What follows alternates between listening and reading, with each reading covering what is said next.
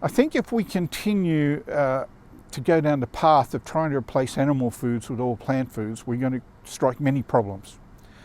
And those problems will be health problems. We already see this in some developing countries where there is not enough animal food eaten by children. The children are stunted.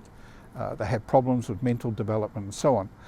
Now, whether they can pass that on in terms of an evolutionary sense and change our species is very unlikely. It's just that those people are going to be suffering all their life from both physical and possible mental stunting. The big argument also is whether turning to a plant-based diet is more sustainable for the planet. And once again, that's something that the average untrained person believes is the case. But when you get down to the scientific aspects of farming, it's not correct at all, because if you're a farmer, you know that there is a lot of waste product from producing plants. For instance, if you grow a paddock of wheat, you harvest the seeds of the wheat. That's about 10% of the plant. Well, what do you do with the other 90%?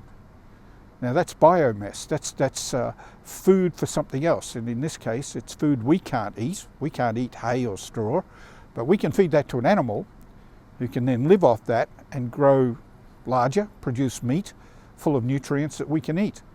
So if we go to a completely plant-based alternative, we're wasting a lot of material that we should be using to feed to animals that then we eat ourselves.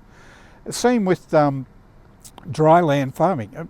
Nearly a quarter of the world is rangeland, which is dry country, particularly where I come from in Australia. You can't grow crops on it. You can't grow soy, you can't grow anything on it, except wild weeds and grasses. And our cattle eat that, and they turn something that we can't eat into a food that we can eat. Now, if we took that animal production of protein and food in general out of the equation, we're going to have hundreds of millions, 1 billion people are going to starve or have insufficient protein to exist, which can't be replaced with a plant source, because the land that people think they can plant the soy and so on is not going to grow anything.